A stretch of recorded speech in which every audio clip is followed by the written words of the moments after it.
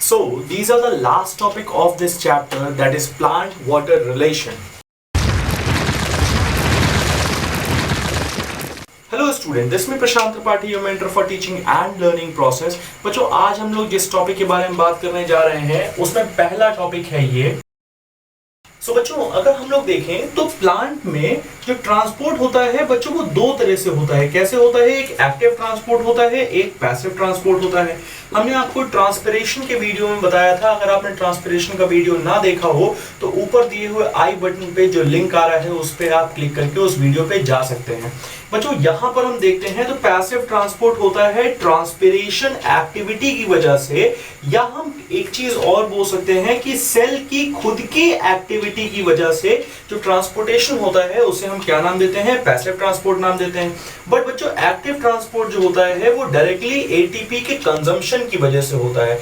जैसे कि हमारा पहला टॉपिक है Uptake of mineral and ion. तो बच्चों, यहां पर सबसे पहले हम मिनरल का अपटेक देखेंगे। मिनरल्स का अपटेक डायरेक्टली होता है, देखो मिनरल का अपटेक पैसिवली जैसे वाटर का अपटेक होता है। जैसे हमने आपको बताया था ट्रांसपिरेशन में कि एक लॉन्ग चेन होती है, एडहेशन एंड कोहेशन फोर्स की वजह से, ट्रांसपिरेशन के प्रोसेस की वजह से पैसिवली वाटर ट्रांसपोर्ट हो जाता है। बट वैसे मिनरल्स ट्रांसपोर्ट नहीं होते हैं बच्चों, इसके लिए एक्टिव ट्रांसपोर्ट की हेल्प लेनी पड़ती है। क्यों लेनी पड़ती है?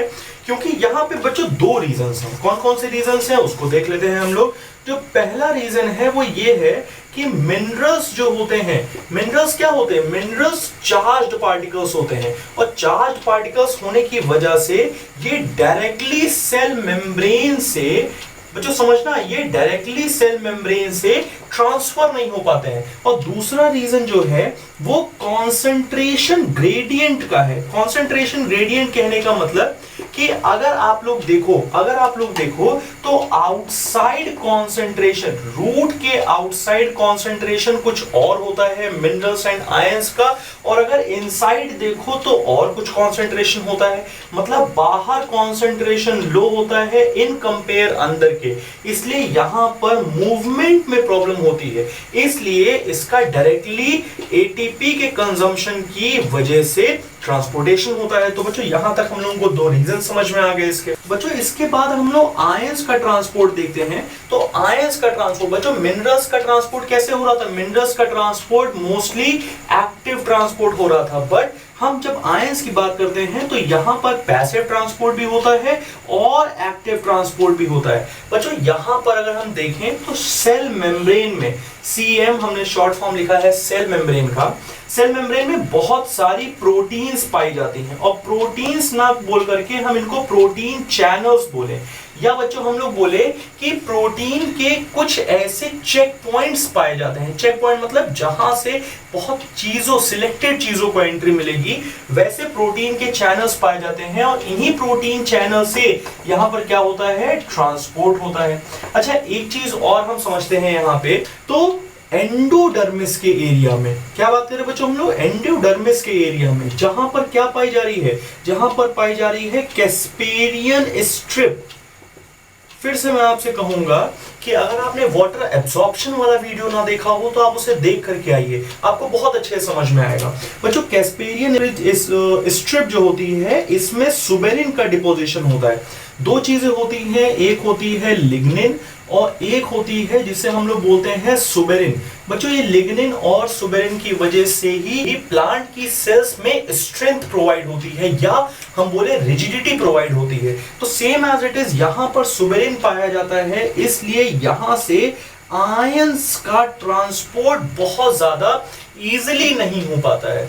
ठीक है, तो ये बात समझ में आ गई आप लोगों को। तो इस सुबेरिन के डिपोजिशन की वजह से ही यहां पर जो भी मूवमेंट होता है आयंस का, समझिएगा यहां पे सबसे बाहर कौन सी सेल्स होती हैं? सबसे बाहर एपिडर्मल सेल्स होती हैं। एपिडर्मल के बाद यहां पर कॉर्टेक्स की सेल पाई जाएंगी। कॉर्टेक्स के बाद यहां पर एंडोडर्मिस पाई जाएगी। एंडोडर्मिस पाई जाएगी जहां पर हमने बताया आपको कैस्पेरियन स्ट्रिप पाई जा रही है। तो यहां से जो मूवमेंट होता है सुबेरिन पाए जाने की वजह से ही बच्चों यहां पर मूवमेंट एक डायरेक्शन में होता है सिर्फ। ऐसा नहीं होगा कि मिनरल वहां से निकल करके फिर बाहर आ जाए। जो भी आयंस या मिनरल्स जाएंगे वो एक साइड जाएंगे, दोबारा वापस नहीं आएंगे वहां से। तो बच्चों दूसरा टॉपिक हम देखते हैं। बच्चों अब हम लोग देखेंगे कि आयंस का मूवमेंट कैसे होता है। तो जब आयन को एब्जॉर्ब किया जाता है तो एब्जॉर्ब करके सबसे पहले कहां पहुंचाया जाएगा बच्चों? एब्जॉर्ब करके सबसे पहले पहुंचाया जाएगा जाइलम में, और जाइलम में पहुंचाए जाने के बाद इसको आगे पहुंचाया जाता है उस जगह पे जहां इसकी जरूरत होती है, मतलब कि रिक्वायर्ड प्लेस पे। कहां पहुंचाया जाएगा बच्चों? रिक्वायर्ड प्लेस पे पहुंचाया जाएगा। अच्छा, यहां तो ये तो बहुत सिंपल सी बात है, मैं समझ में आ गई। बट अगर आप देखेंगे कि जो डेड लीव्स होने वाली होती है, मैंने बोला होने वाली है, मतलब कि ऐसी लीफ जहां पर विल्टिंग प्रोसेस हो रही है, मतलब कि लीफ खराब हो रही है बच्चों, वहां से जितना भी आयंस होगा या मिनरल्स होगा उसको निकाल करके यंग लीव्स तक पहुंचा दिया जाता है। कहां पहुंचा दिया जाता है? यंग लीव्स तक पहुंचा दिया जाता है। इसके बाद हम देखते हैं, तो अगर आप डेसाइडुअस प्लांट्स को देखें, सेम एज इट इज, अगर आप डेसाइडुअस प्लांट्स को देखें, डेसाइडुअस प्लांट्स कौन से होते हैं?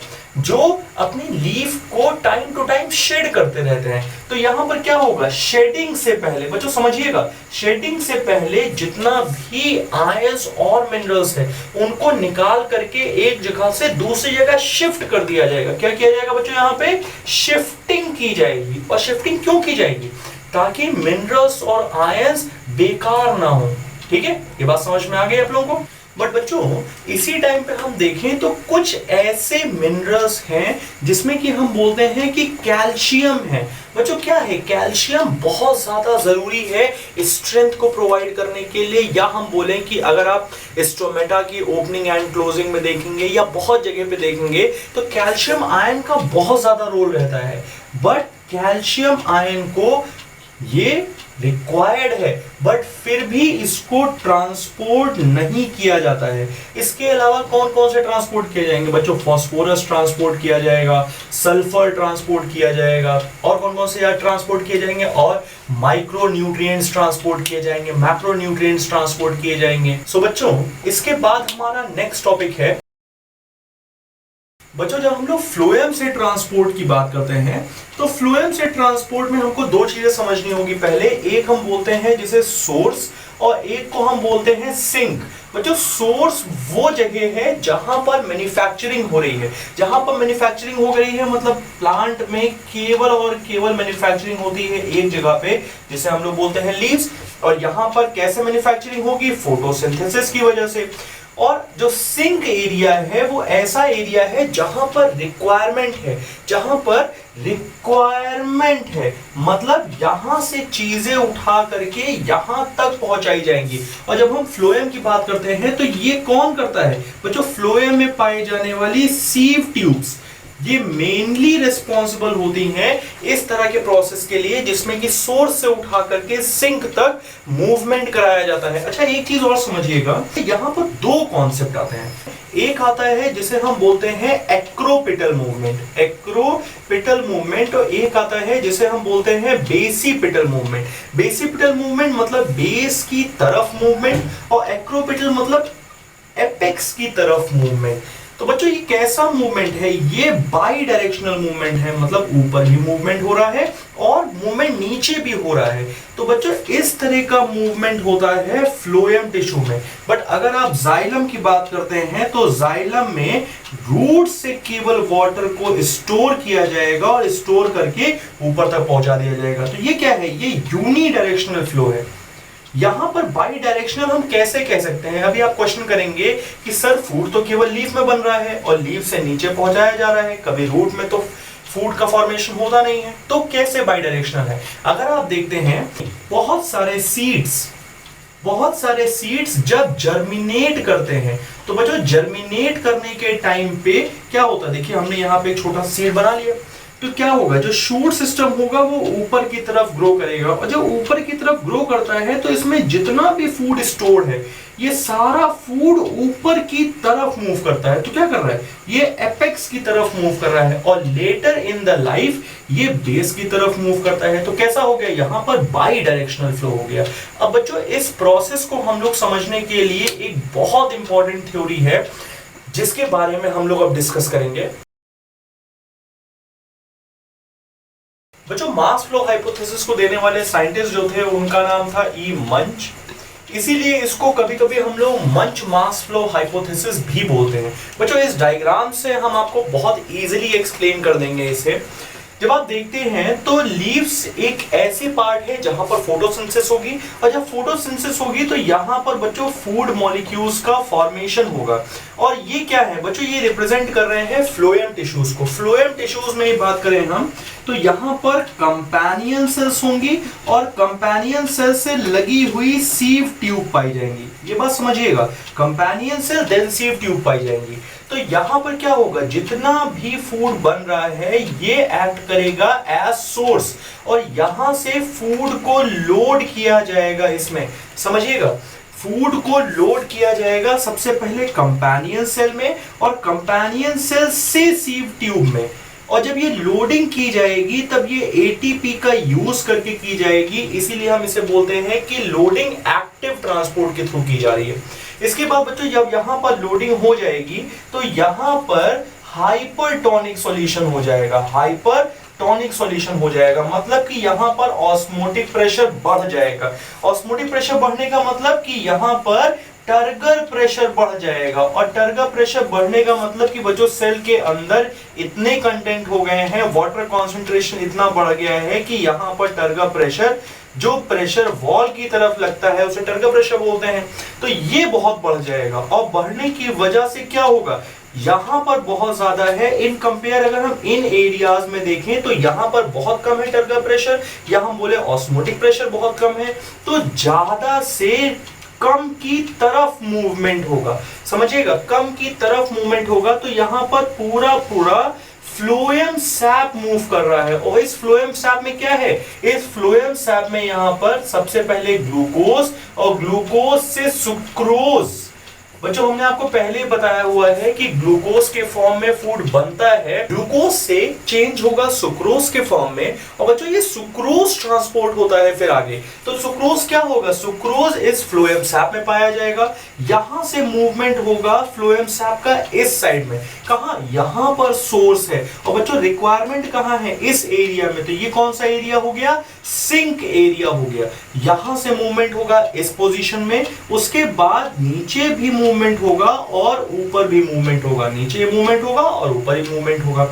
जब यहां सेम एज इट इज यही प्रोसेस यहां से भी होगी, यहां से भी फूड निकल करके आएगा यहां पे, तो हो क्या रहा है, हो ये रहा है कि फूड यहां तक पहुंच रहा है और यहां तक पहुंच रहा है। इसके बाद का प्रोसेस क्या होगा कि इसके बाद जैसे ही फूड इस एरिया में पहुंच जाएगा यहां पे, तो यहां पर सुक्रोज का फिर से अनलोडिंग होगी। बच्चों समझिएगा, अनलोडिंग होगी, और अनलोडिंग होने का मतलब क्या है, फ्लोएम सैप से सुक्रोज को बाहर निकाला जा रहा है। और जब सुक्रोज को बाहर निकाला जा रहा है तो सिर्फ सुक्रोज को बाहर निकाला जाएगा, तब भी एटीपी का यूज होगा।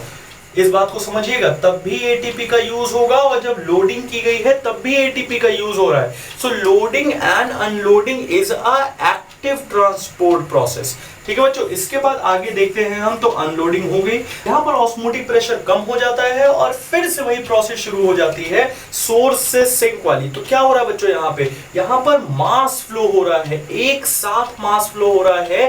किसका, फ्लोएम सैप का, एक जगह से दूसरी जगह पर। किस चीज की वजह से, सिर्फ और सिर्फ वाटर ग्रेडियंट की वजह से। वाटर ग्रेडियंट, या बच्चों हम लोग बोले कि हाइड्रोस्टैटिक प्रेशर ग्रेडियंट की वजह से। बच्चों अगर हम लोग इसी में एग्जांपल देखें तो एग्जांपल आता है रिंगिंग एंड गर्डलिंग एक्सपेरिमेंट का। अगर हम एक प्लांट को पॉट में लगा देते हैं और उसमें हम एरिया को कट करते हैं, ऐसे कट करते हैं कि बाहर के जाइलम वेसल्स निकल जाएं या जाइलम टिश्यूज सिर्फ वो सिर्फ फ्लोएम टिश्यू तक रह जाए। तो यहां पर सिर्फ क्या है, यहां पर फ्लोएम टिश्यू है, और यहां पर नीचे सारे टिश्यूज पाए जा रहे हैं। तो होगा क्या, फूड यहां से ट्रांसलोकेट होगा बट वाटर यहां से ट्रांसलोकेट नहीं होगा। और एक टाइम बाद क्या होगा कि यहां पर एरिया बहुत ज्यादा स्वोलन दिखने लगेगा हमें। स्वोलन मतलब फूला हुआ दिखने लगेगा। तो इससे हमें समझ में आएगा कि फूड ट्रांसलोकेट हो रहा है फ्लोएम टिश्यूज की हेल्प से। सो बच्चों यहां तक हम लोगों ने बात कर ली इस चैप्टर प्लांट वाटर रिलेशन के हर एक टॉपिक, हर एक कॉन्सेप्ट के बारे में। If you like the lecture, do like, share and subscribe. Thank you so much.